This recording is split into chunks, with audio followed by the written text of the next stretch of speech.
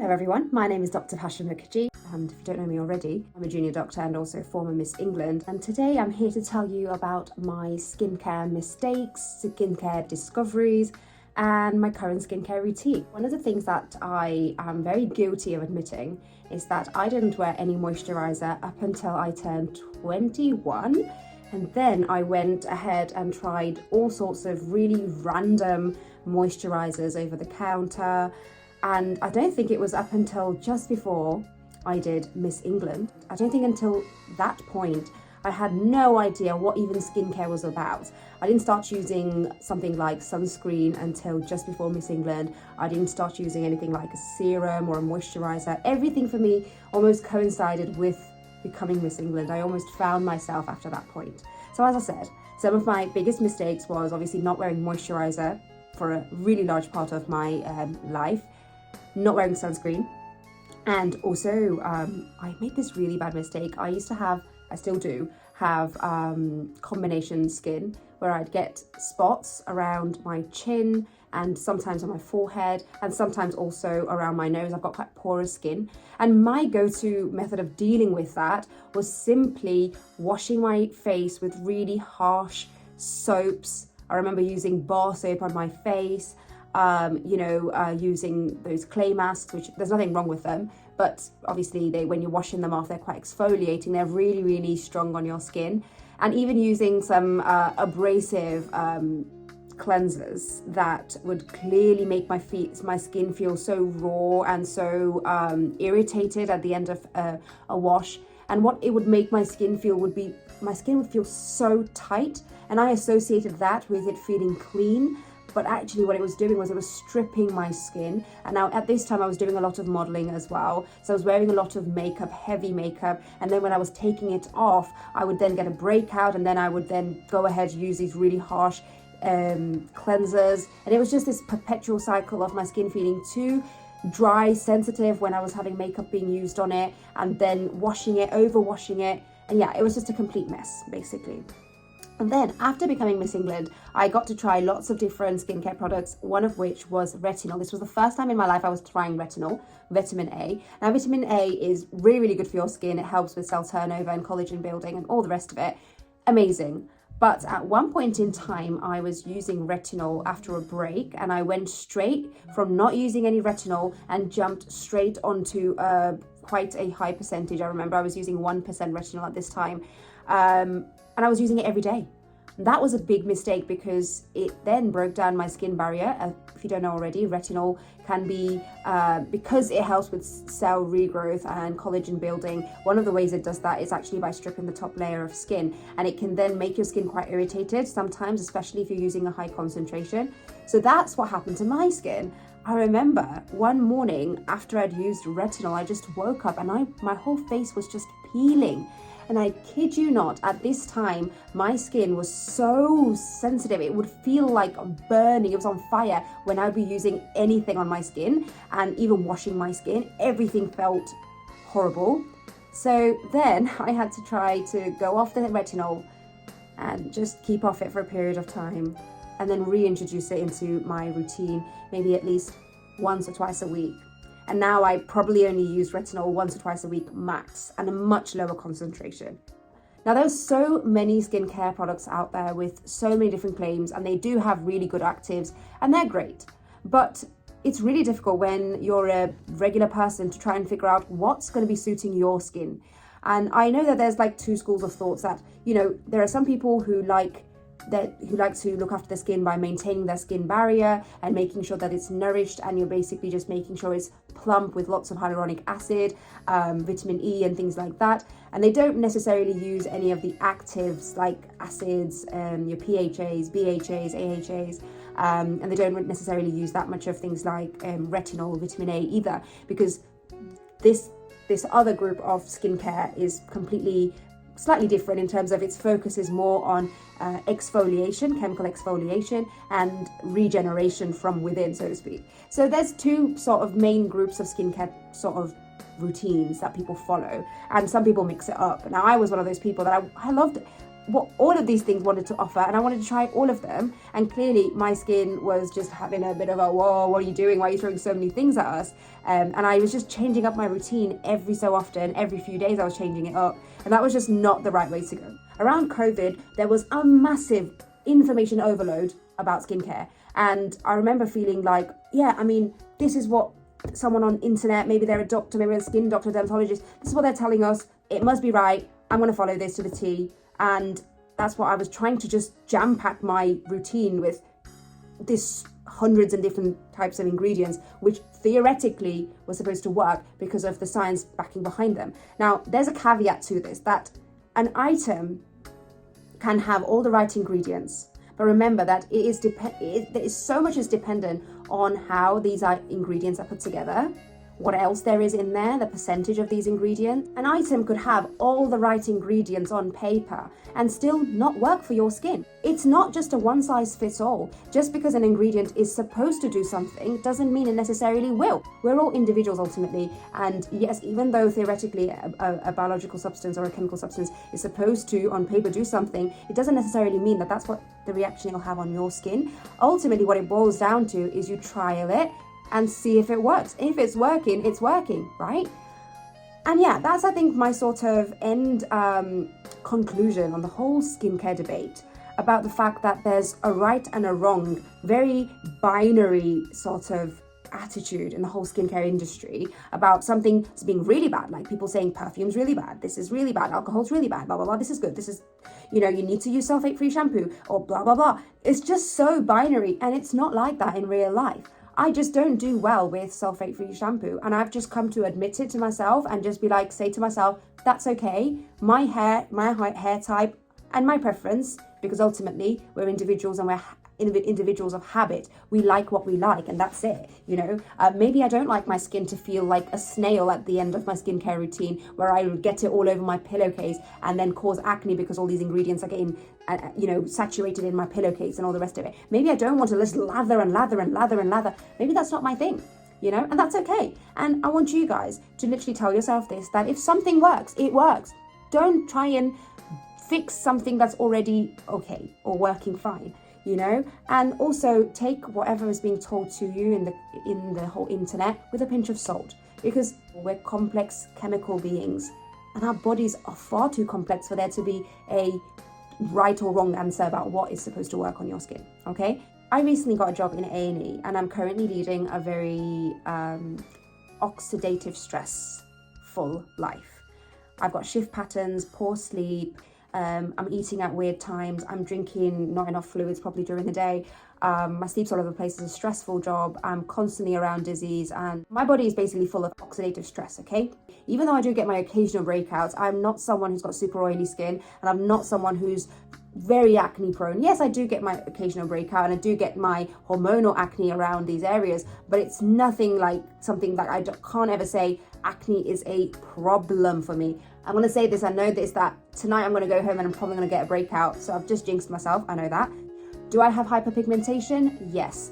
Does my skin react mainly to my lifestyle? 100%. It's like I get a breakout around the time when I've had night shifts, when I've not been eating well, when I'm tired, when I'm stressed. Okay, and when I'm just generally just full of oxidative stress in my body, mainly from sugar, lack of sleep, and all these things. So my skin mainly reacts in a negative way when I've got some kind of bad lifestyle going on, and actually it deals really well with sleep. I look amazing after I've had a good night's sleep, and because of all the years of wearing makeup and using really harsh cleansers, another main problem that I had with my skin was that it was dehydrated.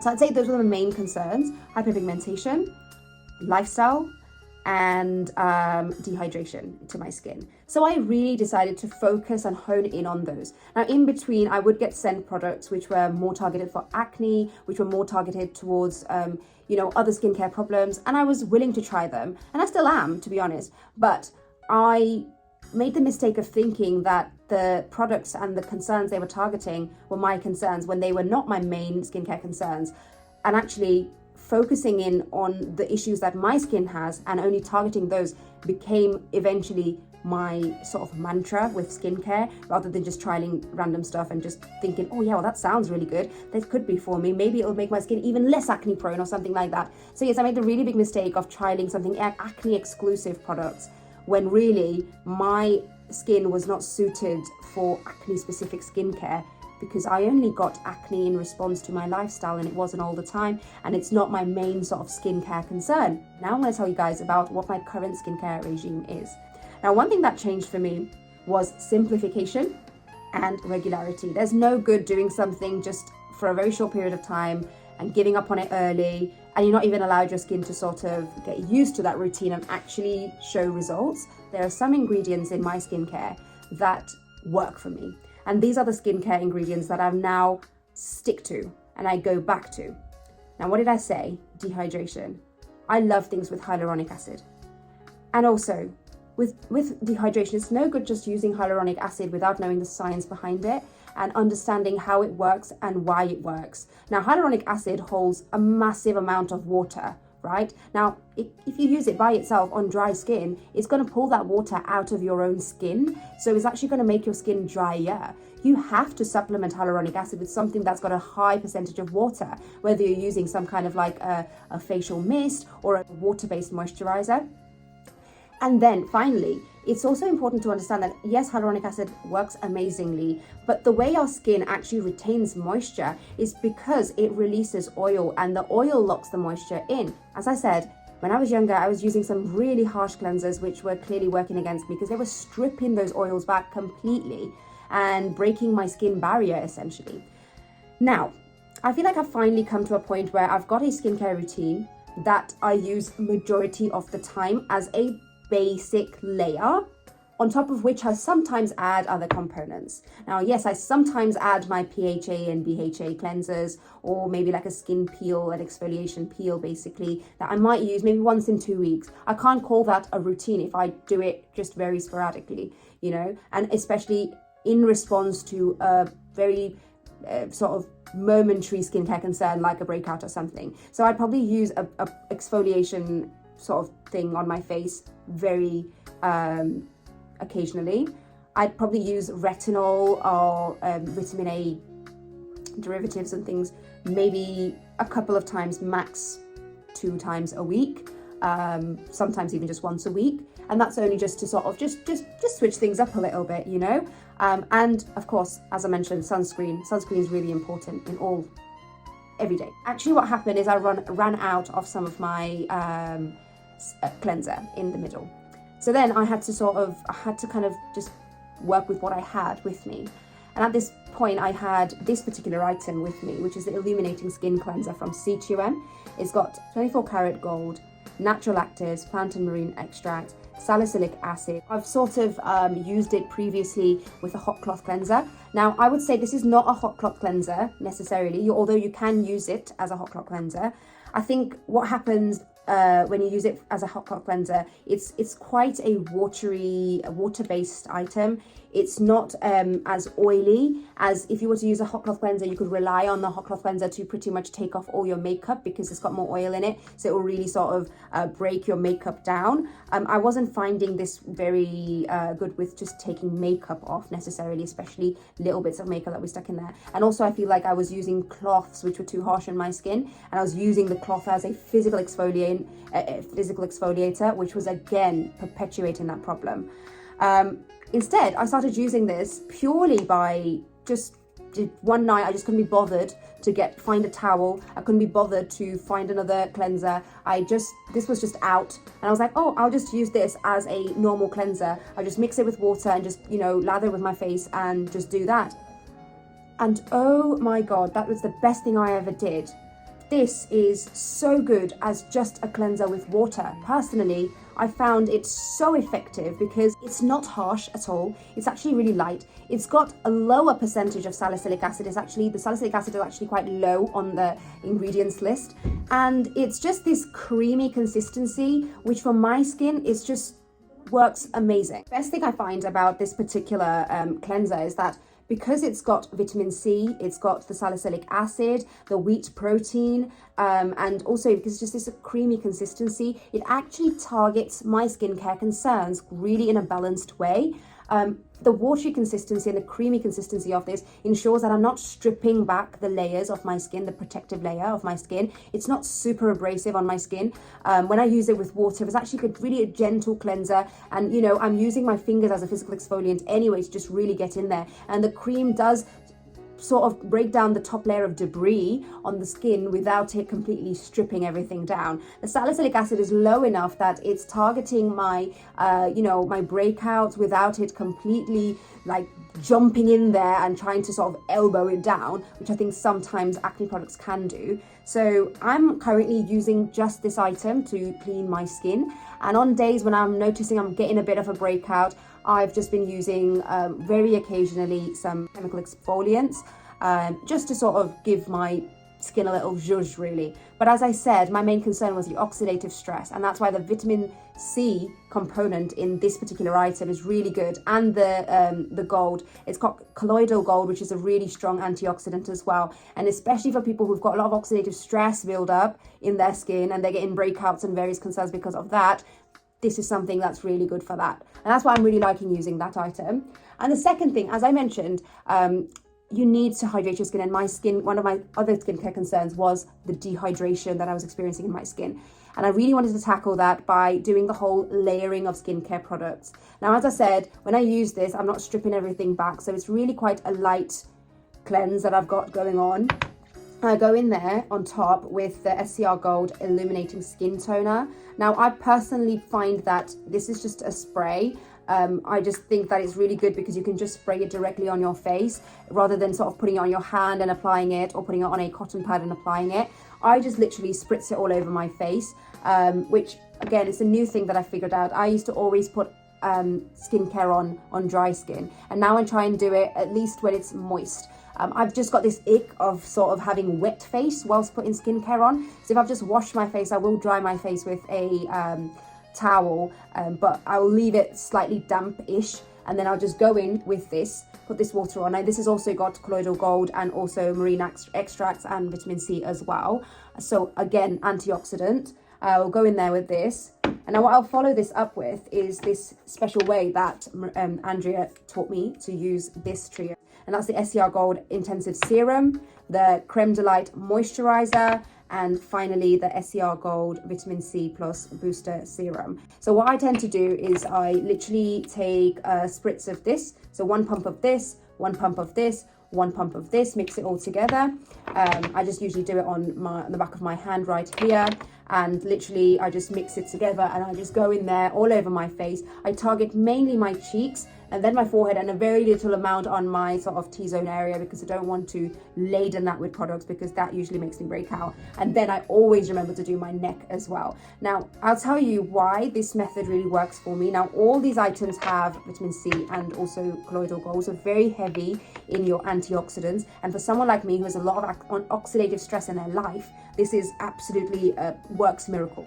Now, remember when I said that you need to have a layer of water and follow that on with your hyaluronic acid so that the hyaluronic acid can hold onto the water from your skincare. Now, what I like, these two items have a high water content, they're quite watery. And this one here, the intensive serum, it's got your hyaluronic acid, it's got your vitamin C, as I've mentioned, and this is obviously the moisturizer. It's got really high moisture content in this one. So your hyaluronic acid is going to be holding on to some of the fluid and water from the moisturizer and also the toner, which has also got water in it, right? So these two components have the water. You add that with your hyaluronic acid, which is now going to like nicely hold these on together, and follow that up with yet another vitamin C booster, again, very antioxidant heavy, which is this plant and marine extract vitamin C booster serum from C2M. Now, the reason this works is because this is not got any water in it. It's purely an oil-based substance, oily rather. And this works because it goes in right at the end and just seals everything in place. It works as the last layer of skincare, the thickest layer of skincare before your sunscreen or anything else. And it just locks in that moisture and just keeps it all nice and tight, and that's it. I only use this once a day, although you can use it twice a day because it's so light. I use it just at night time, but I try to do this particular combination at least twice a day, if not just once a day, and then just go in with my retinol product on the days I'm doing retinol at night. So yeah, that's my current skincare, and my takeaway messages from this particular video is we are individuals and we have individual skincare concerns. Not everything that looks right on paper will look right for you as an individual. It's very possible that you can completely react poorly to a skincare substance that everybody else is raving about, and that's totally okay. Finally, skincare is, something about the experience of it.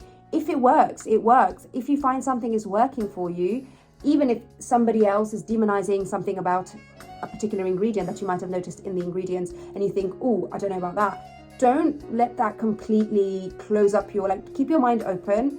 If it works, it works. And we've got to think of it this way, that about 50 years ago, 60 years ago, we had our, mums and grandmothers who probably used the very basic of things. The skincare industry was not this well researched, and it was definitely not such a massive deal. And I would even argue they had better skin than us. So it's not the end of the world, just because there is so much stuff out there. You don't have to use everything that's out there, and just because it's being raved about. Simple things are simple, and actually when you keep things simple and just target your skincare to your skincare needs and just simplify it right down, you might notice that it works for you. Anyway, thank you for watching this, guys. If you like any of these recommendations I made today, they're all from C2M. They're a London-based brand. They're owned by Greek Cypriots. I'm currently in their head office, so to speak, in London right now. They are absolutely lovely. They have done my hair with completely all C2M products, so you guys are experiencing this hair for the first time before the rest of the world has seen it. Anyway, I'll leave all their details below. If you like this video, make sure you like, comment, share, and subscribe to my channel. And don't forget to check out my social media, and don't forget to press that bell icon. See you guys later. Bye.